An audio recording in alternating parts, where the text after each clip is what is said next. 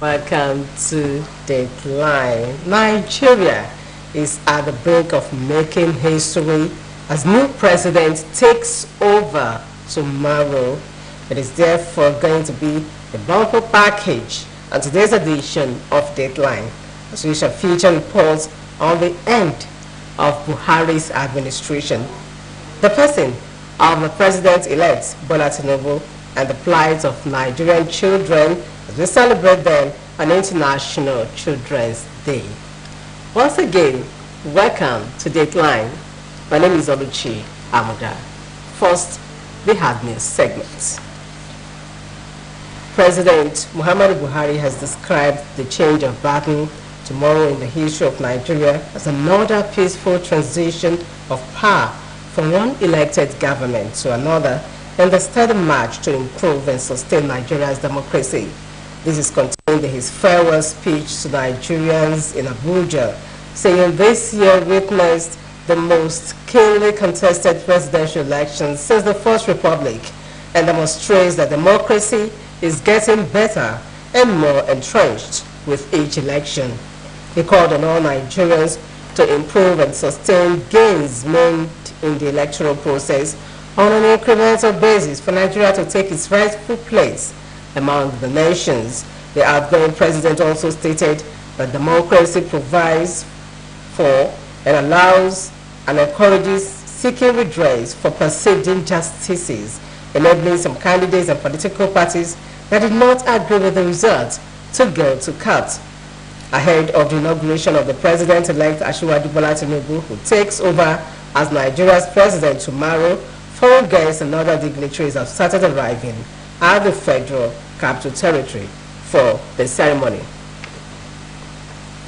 Meanwhile, Governor of Osun State, Senator Ademola Adeleke, has congratulated former governors of Osun, Ogbeni Rauf Aregbesola and Alhaji Adegboyega Oyetola, and also congratulated David Adeleke, also known as Davido, and other individuals of Osun State who bagged different national honors awards as conferred by President Muhammadu Buhari. In a statement by the spokesperson to the governor, Malam Olawale Rashid, the governor noted that the award is a recognition of their noble and immense contributions to the growth and development of Osun State and Nigeria at large. The governor further noted that they have all distinguished themselves in different ways and areas to have been recognized by the president. Governor Adeleke added that all the awardees are worthy ambassadors of the state, and such Osun is proud of them all. The family of the detained leader of the indigenous people of Biafra, Nnamdi Kanu, has distanced itself from the alleged plans to disrupt tomorrow's inauguration of the new administration in Abia State or any part of the country. The family also declared that the group is not part of any plot to cause disorder and disaffection on May 29 across the country. This disclosure follows information that the family said it received alleging that some disgruntled elements were planning to cause disorder in the East in the name of the family and the IPOP group. Prince Emmanuel Kano, who spoke to newsmen, said anyone linking the family or IPOP with any plots to disrupt the inauguration anywhere in the country is being mischievous, describing those behind the rumor as the real enemies of the people. The Kano family's representative said both the family and IPOP believe in peace and will continue to promote peace, stressing that their major preoccupation is on how to secure the release of Kano and not how to disrupt any inauguration. Meanwhile, Governor Babajide Sanwo-Olu of Lagos State and the Deputy Governor, Dr. Obafemi Hamzat, have submitted their asset declaration forms in compliance with paragraph 11, part 1 of the 5th schedule of the 1999 Constitution of the Federal Republic of Nigeria that mandates political office holders to declare their assets on assumption and at the end of their term in office. The asset declaration was administered to the governor and the deputy by Professor Samuel Ogundari, board member representing South West Zone, and witnessed by Honorable Taufik Absalami. Members and Mrs. Kupola, Lagos State Director, rough code of conduct rule. The House of Representatives has approved the amendment to the Central Bank of Nigeria Act, raising the ceiling of ways and means advances from the apex band from 5 to 15%. The House gave the approval at an emergency sitting today. The Senate had approved an upward review of the ways and means advances accessible to the federal government from the CBN. According to the lawmakers, it would enable the federal government to meet its mandate and future obligations with the approval of the ways and means by the National Assembly and advances to the federal government by the Central Bank of Nigeria. The Senate also passed another legislation that seeks to extend the implementation of the 2022 supplementary budget by 6 months from June to December 2023, which the House earlier approved. Oyo Police Command today said it has apprehended 5 members of a group which forcefully hijacked Amuludun at 1% at Moniya in Ibadan. Police said the intention of the suspects Noah Toyebi, Benga Adeleke and Abdugani Kolawole, Kehinde and Elijah Fadula was to declare liberation from the Federal Republic of Nigeria. The statement by your state spokesman Adewale Oshifeso said the command, while on intelligence patrol, intercepted the suspect after a distress call. A statement by your state police spokesman also noted that none of the personnel of the radio station or anyone was hurt as the command responded in a well-coordinated rescue operation. He noted that the Deputy Commissioner of Police in charge of the State Criminal Investigation Department has been detailed to lead a team of investigation department to the incident, as well as expand network of arrests through painstaking intelligence-driven investigation. The Baptist Conference in Plateau State says 50 members of the church, including a pastor, were killed in recent attacks at Bangwa and Bakenla, the local government areas of the state. President of the church, Reverend Kyolesh Saleh, disclosed this to newsmen in Jos, adding that over 500 of its members were also displaced. Saleh explained that in the last 1 week, the church spent over 3 million naira to cater for the needs of its displaced members, taking refuge in its various local churches. The national president of the Nigeria Baptist Convention, Israel Akoji, who visited the displaced members, offered prayers and financial assistance to the victims of the attack. He called on government and security agencies to intensify efforts towards bringing succor to the victims and finding lasting solutions to the spate of killings in the state and the nation at large. You are welcome to our sports segments.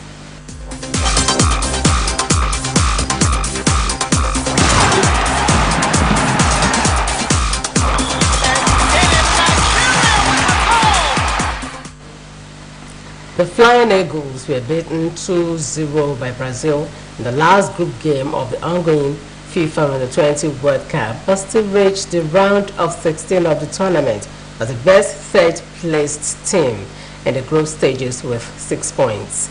Nigeria will face either host Argentina or USA for a place in the quarterfinals. Nigeria needed at least a draw against the Brazilians to seal top spot in Group D, but they found themselves behind in the first half. On the foreign scene, Texas Republican-run House of Representatives has voted to impeach State Attorney General Ken Paxton, a Republican who is accused of bribery and abuse of public trust. Mr. Paxton, an ally of former President Donald Trump, is now suspended from office pending a trial in the Senate. Details of these and other stories are packaged by Abdul at DBC of our foreign desk. Paxton, an ally of former President Donald Trump, is now suspended from office pending a trial in the Senate. A 2/3 vote in the upper chamber, where Republicans also dominate, is required to permanently expel him. Mr. Paxton, aged 60 years, denied all the accusations against him. French medical bodies have called on authorities to punish researcher Didier Rano for the largest unauthorized clinical trial ever seen into the use of hydroxychloroquine to treat COVID-19, wrote the former head of the IHU Mediterranean Research Hospital and his subordinates engaged in systematic prescription of medications as varied as hydroxychloroquine, zinc, ivermectin, and acetaminophen to patients suffering from COVID-19 without a solid pharmacological basis and lacking any proof of their effectiveness. Lebanese security agents stormed the apartment of exiled Egyptian activist Abdul Rahman Tariq, known to friends as Mocha, telling the 29-year-old to pack a bag. He was fearful that he would be deported to Egypt and arrested again. He was released 6 hours later, but Tariq's detention triggered fears that Egypt is prioritizing regional government to round up its critics.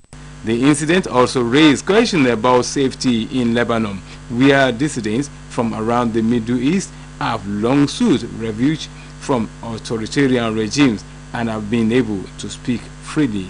Abdul Jalil at OSBC News. But I'll go on a break. Dateline continues shortly.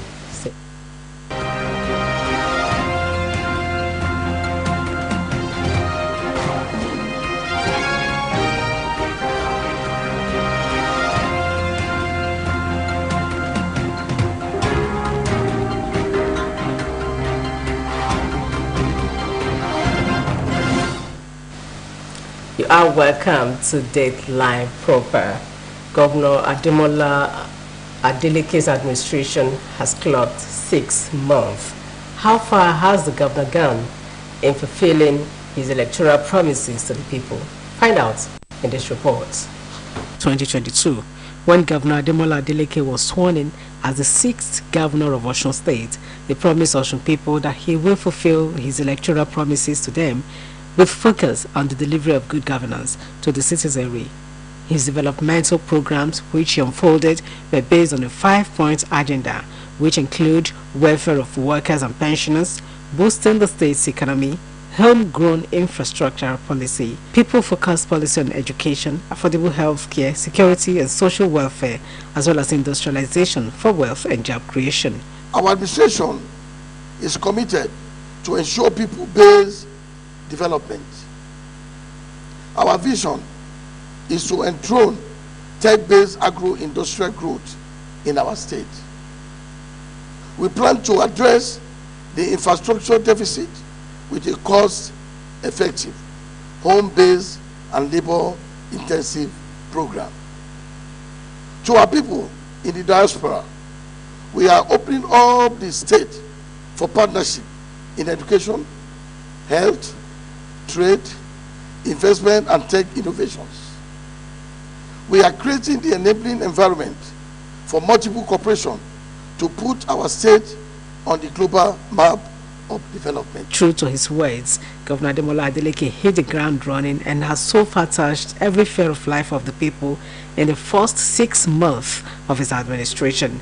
The governor rolled out massive road construction and rehabilitation across the 3 senatorial districts that made up the state, and also ensured the continuation and completion of road projects abandoned by previous administration in the state. These include the commencement of payment of salary arrears inherited from past administrations to workers and pensioners in Osun State. Some senior citizens who spoke in separate interviews with OSBC News, including Chief Wale Oyeniyi, Mr. Kola Buhari and Alhaji Salau Ganiyu, stated that Governor Ademola Adeleke has displayed a rare quality and common among politicians in this part of the world by ensuring that abandoned projects are resuscitated. He has surprised me, especially in terms of road network and payment of salaries and arrears. Look at it. Somebody spent 8 years, he owed workers 15 months salaries. 15 months. That is 1 year and 3 months. Another one came, spent 4 years, didn't pay kobo, and he has come now and spent 2 months.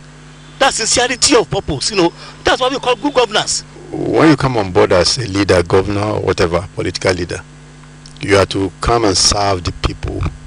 And once you are serving them, it means, one, their interests, their welfare, their security must be taken care of. So once you are doing that, it means you are in sync with people's choice, decision, and expectations. And I think so far, this government is trying. Yeah. The payment of salary arrears, very encouraging, especially the pensioners. I'm also a pensioner anyway. It's a very good development and is a welcome one. All pensioners are enjoying proceeding from in their homes, because formerly we weren't able to access our food or drugs. But since he has started, every pensioner is happy, and we are appreciative of his efforts. We wish him more grace to his elbows. Besides the construction of 20 kilometers of roads across Osun State, the governor has also completed and commissioned Oshogbo Ikero Road, which is already wearing a new look with functional solar-powered streetlights. The coordinating director, Ministry of Works, Engineer Sholaja, stated that every part of the state will feel the impact of the government through massive road construction. We are all over the state. We have noticed some developments in the state capital, Oshogbo, in Ede, Ikirun, Ila, Iwo, Ifle-Ife, all over, Ilesha, all over the state we are there doing one thing or the other, particularly on road construction. I must tell you that in the last few months, particularly when the new administration came in on board, the administration of Senator Ademola Johnson Norudin Adeleke, he had embarked on a number of development that people are clamoring for. Not just doing it, but what the people really need is what we had embarked upon.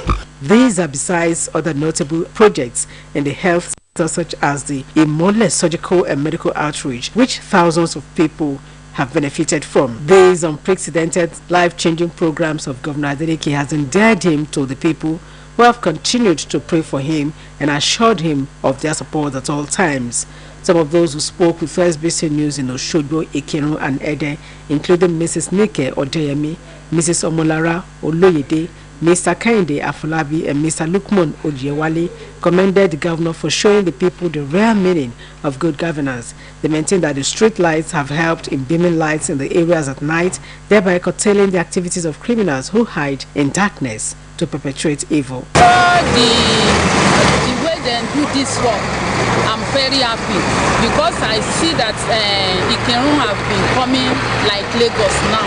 So everything, fertilizer have already been coming to our town at Ikirun. We thank the governor for the efforts about this Ikirun, and we still pray for him that may God raise his hand so that he may do better than this. It will help my business to be going on more than before, so I will be selling very well. We appraise our governor came in from another party and still continue the work of abandoned party left down. He do the work and he bring the people of the area to appreciate that, to let people know that so the government is the government. So we appraise him very well. I appreciate our governor for the thing. We are expecting this thing for the long time, but the past governor not do anything about it. We thank God for making it possible to do the work. The respondents, however, advised Governor Ademola Adeleke to continually keep the lights shining and ensure that his name remains permanently written in gold, adding that posterity will never forget him. Oluchi. President Muhammadu Buhari's administration will be coming to an end in few hours, and by tomorrow, Nigerians will herald a new dawn as the president-elect Asiwaju Bola Tinubu takes over the mantle of leadership. Though the administration has come under huge criticisms from Nigerians, especially his economic policies, some have, however, applauded the electoral reforms the country witnessed under his watch. This came to the fore at the quarterly intellectual program organized by the Osun State Council of the Nigerian Union of Journalists. Dateline presents to you the views of stakeholders on the issue. Nigeria is embarking on another journey of handing its future into the hands of another set of leaders who will oversee the affairs of the country for the next 4 years. Come May 29, 2023, President Muhammadu Buhari will hand over the baton of leadership to Asiwaju Bola Tinubu as the democratically elected president of Nigeria. Many Nigerians have continued to assess the Buhari's administration, most especially its economic policies and the effects on majority of Nigerians. Quite a number of people have scored him low in that aspect across party lines. However, the Buhari's administration also scored average marks in the areas of infrastructure and electoral reforms. It was in this regard that stakeholders in the Nigeria project gathered at the NUJ Press Center, Iwo Road, Osogbo, for assessment of the 2023 general elections and Nigeria's electoral journey at the quarterly intellectual discourse organized by the Osun State Council of the Nigeria Union of Journalists. While delivering a lecture on the topic, 2023 general election, retrogression or progression in Nigeria's political journey, a professor of political science and public administration from Babcock University, Michael Oni, traced the electoral journey of Nigeria since the Second Republic, when he started voting, and concluded that there has never been proper voting during elections in Nigeria till 2015. Professor Oni noted that what was obtained in the past was a situation where someone would stay somewhere and simply thumbprints multiple times on the ballot papers. He however emphasized that the introduction of card readers in the 2015 general elections helped in changing the narrative, which was subsequently improved upon at the 2023 general election with the deployment of more advanced technologies such as biometric voter accreditation system, BVAS, IREV, among others. I read the paper that except we introduce technology into our elections, we always be having wrong democracy. Yes. And I said teachers must not be allowed to be part of the electoral process. They can either be biased positively or negatively. They removed the teachers and they brought the NYC. Other speakers at the discourse, among whom were Oluomo Sunday Akiri, Mr. Goke Umigbodun, Prince Stanley Ajayi, and Mr. Ayo Udogun, stated that the conduct of the 2023 general election was a bit better than what was obtained in the past as a result of the use of technology. But a lot still needs to be done to restore the confidence of Nigerians, most especially the youth, in the electoral process. They identify vote buying as a major monster that must be tackled headlong for the benefit of all. The election of 2023 is a marked improvement from what we had in 2019, from what we had the subsequent years, and we should give kudos to INEC for doing a good job, and we should give kudos to Muhammadu Buhari, who insisted that he wants to see a marked improvement in our electoral process. That we have an electoral law in place now, we have moved forward. That we are using BVAS, IREV, and all of these things, we have moved forward. Now, who are the people that have moved us backwards? And that is the one that we have not even the professor didn't speak about it. It is we the politicians and you the people. We have gone into vote buying. We have a continuous democracy since 1999. That is now 24 years of democratic dispensation. How do we interrogate issues of qualified voters who end up not able to vote because they are on duty? They are always in thousands, if not millions. And you can imagine if you have the votes of about 2 million essential workers, even the next staff themselves don't vote. Are they not Nigerians? Don't they have voters card? But by the virtue of the role they are playing, they don't vote. If you count those votes in millions, and it is to a particular candidate or to a particular political party, perhaps the kind of winners we have may not be the winners that are declared in the election. Earlier in his opening remarks, chairman of the occasion and CEO of Wave FM and WSTV, Dr. Femi Adefila, commended Osun NUJ for setting up a platform for intellectual discourse meant to set agenda for the incoming government. He noted that though the elections have come and gone, the issues surrounding the conduct of the polls continue to reverberate the length and breadth of the nation. BVAS was the major magic word. Technology did wonders in that election, regardless of what side of the divide you stand. States that hitherto turned in millions of votes were struggling to turn in thousands of votes, thanks to Beavers. 5 governors in the history of this nation lost senatorial bid. And I think no politician will ever take Nigerians and the youths for granted again in the history of this nation. In his royal message, the Oloro Ruwo of Ororuwo, Oba Kamaldeen Adeyemi, stated that the 2023 general elections hold a different meaning for different people depending on the side of the divide individuals stand. He implored Nigerian politicians to inculcate the spirit of sportsmanship by accepting victory and defeat when they come. Politics is a game of chance, where somebody will win and another person will lose. The winner has no certificate to heaven, while the loser will never lose the world. Until we have that one at the back of mind, that is where everything is going to be settled.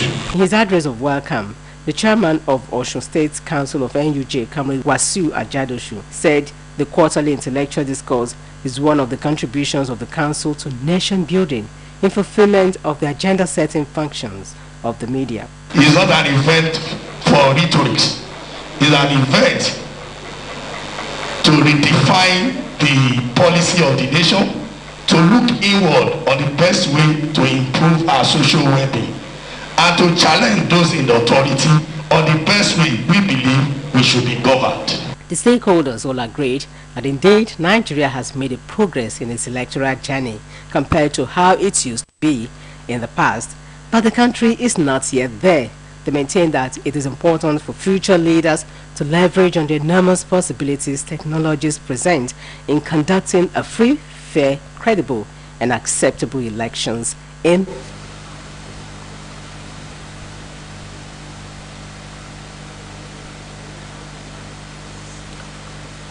Yes, now that Nigeria is making history and we'll be inaugurating a new president in the person of Asiwaju Bola Tinubu tomorrow, it is important for Nigerians to know the man they put in charge of the national destiny for the next 4 years. OSBC Dateline takes you on the voyage of the man Tinubu.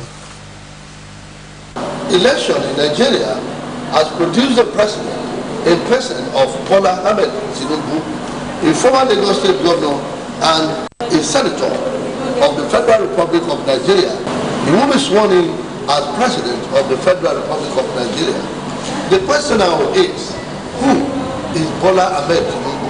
Bola Ahmed Adekunle Tinubu was born 29 March 1952. The year of his birth is sometimes disputed by political opponents who argue that he is much older, but some reliable sources know that his age has not been verified. Tinubu spent his early life in the southwestern Nigeria. Reports say he completed his undergraduate studies in the United States, first at Richard J. Daley College in Chicago and then at Chicago State University, from where he graduated in 1979 with a Bachelor of Science in Accounting. He worked as an accountant with an oil company in Nigeria, where he rose to the management level. He was elected senator for Lagos West and he served from 1992 to 1993 as a senator until the end of the Nigerian Third Republic on the platform of the defunct Social Democratic Party. The military dictator Sani Abacha dissolved the Senate in 1993 and Senator Bola Tinubu became an activist campaigning for the return of democracy as a part of the National Democratic Coalition, NADECO. As an aftermath of the annulment of the June 12, 1993 presidential election won by Chief MK Abiola, in the first post-transition Lagos State gubernatorial election, Tinubu won by a wide margin as a member of the Alliance for Democracy. He served as governor of Lagos State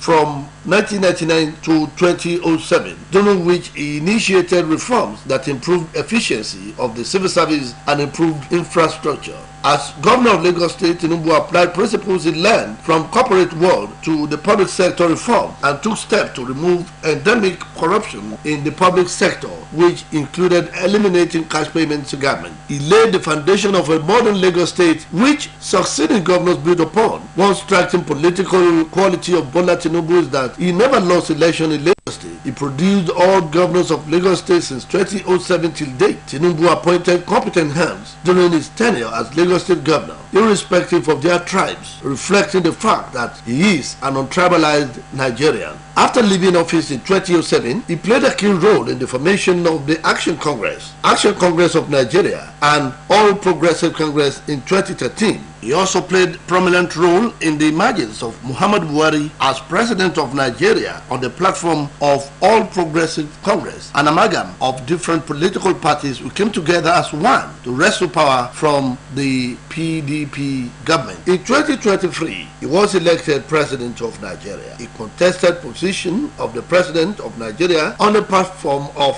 the All Progressive Congress APC, having gone through a competitive primary election of the party. Bola Ahmed Tinubu became an issue in the presidential contest, having openly came out to tell Nigerians that he is the next president.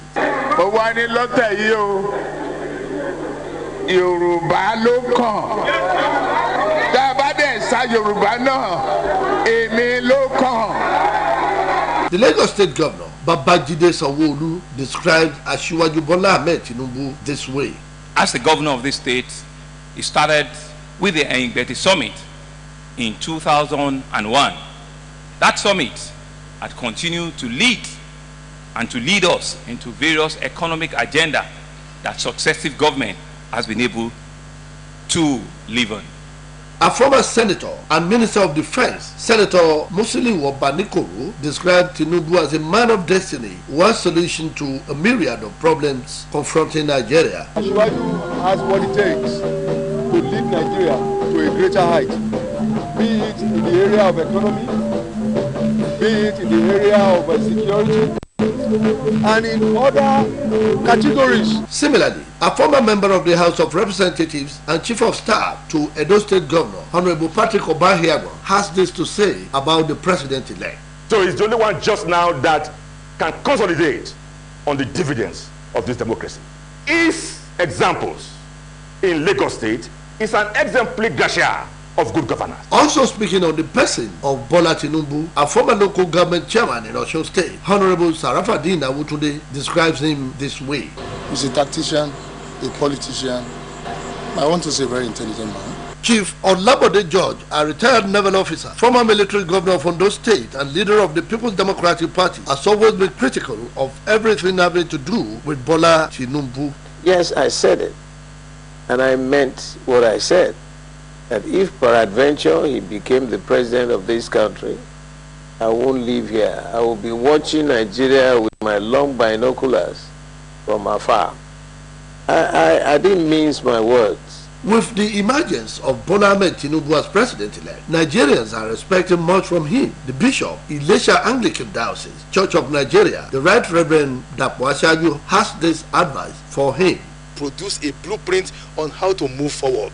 We have no confidence in any political party. They have all operated at the local level, state level. They have not done any magic for anybody. They should pick the best from every political party, sit down and let us say, how do we fix education? How do we fix healthcare? How do we fix agriculture? Let him have a blueprint. Nigerians don't want too much. They want security. They want jobs. They want good roads, good hospitals, good schools. These are simple things that can be done. Agriculture is enough to feed the whole of Nigeria. Bola Ahmed Tinubu is married to Senator Oluremi Tinubu. May 29 is the D-Day when the baton of leadership of the Federal Republic of Nigeria will be passed to Bola Ahmed Adekunle. I am Papa today, Bola Tito.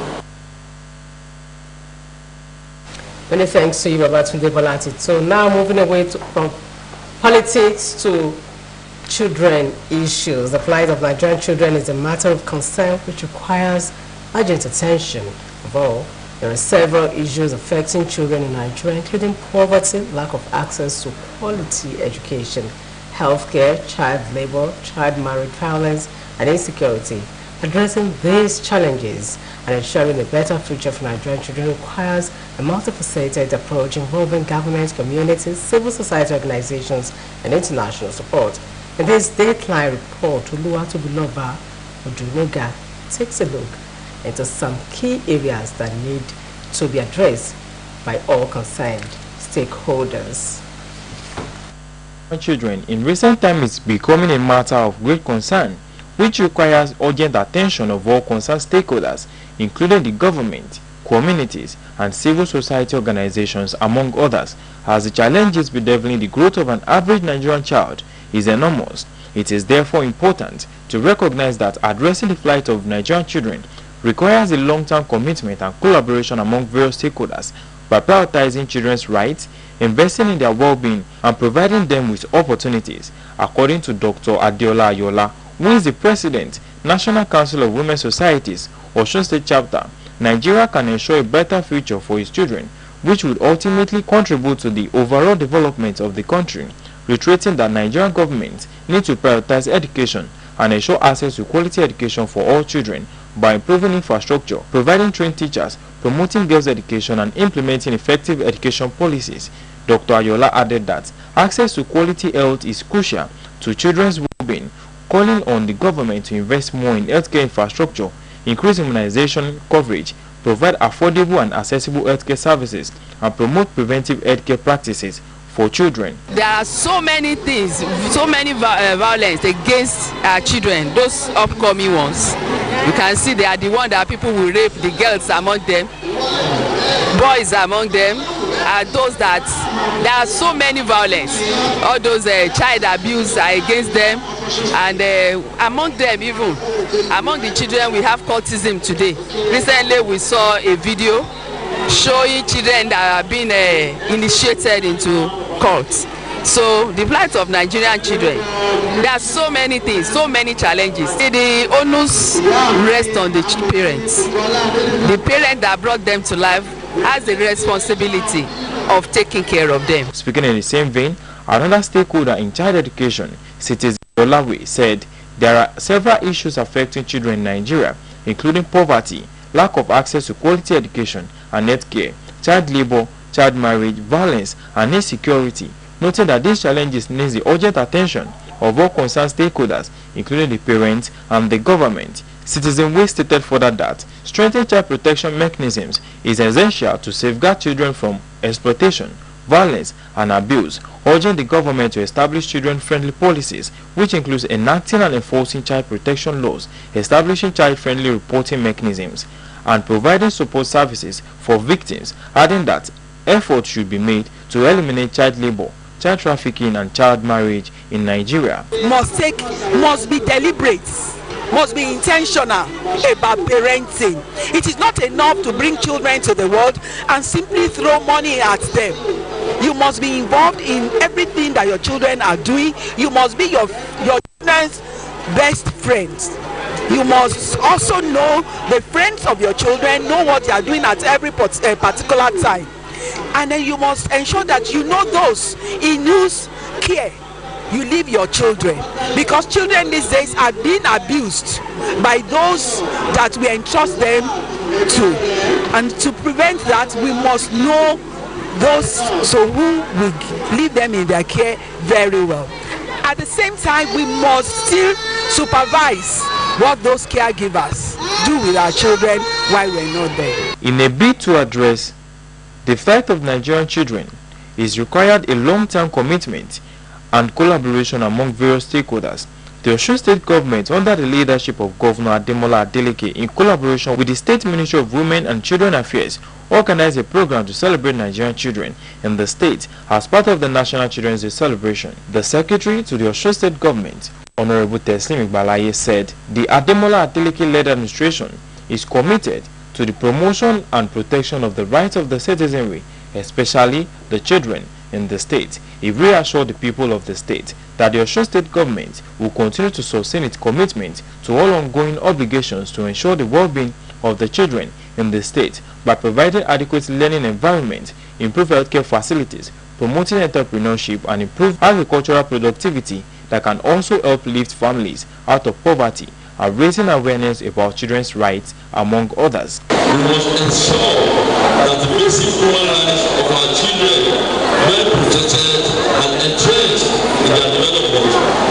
Their education, health, shelter, clothing, and feeding are well prioritized to ensure the achievement of a more creative and egalitarian society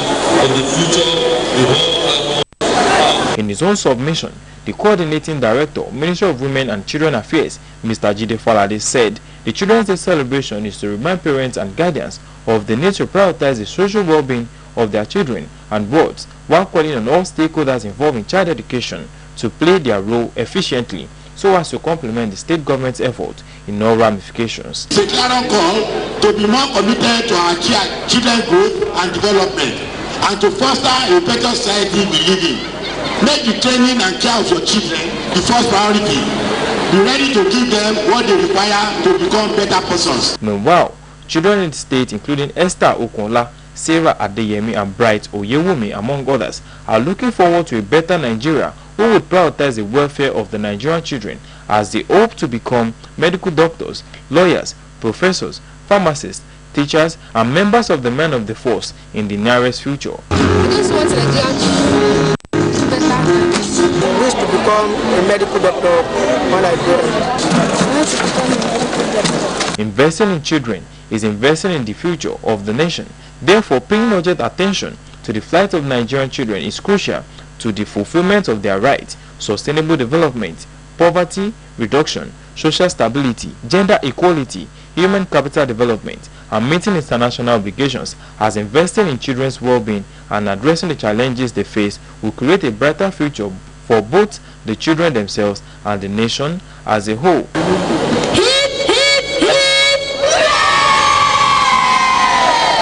Oluwa Tobiloba Odunuga for Dateline.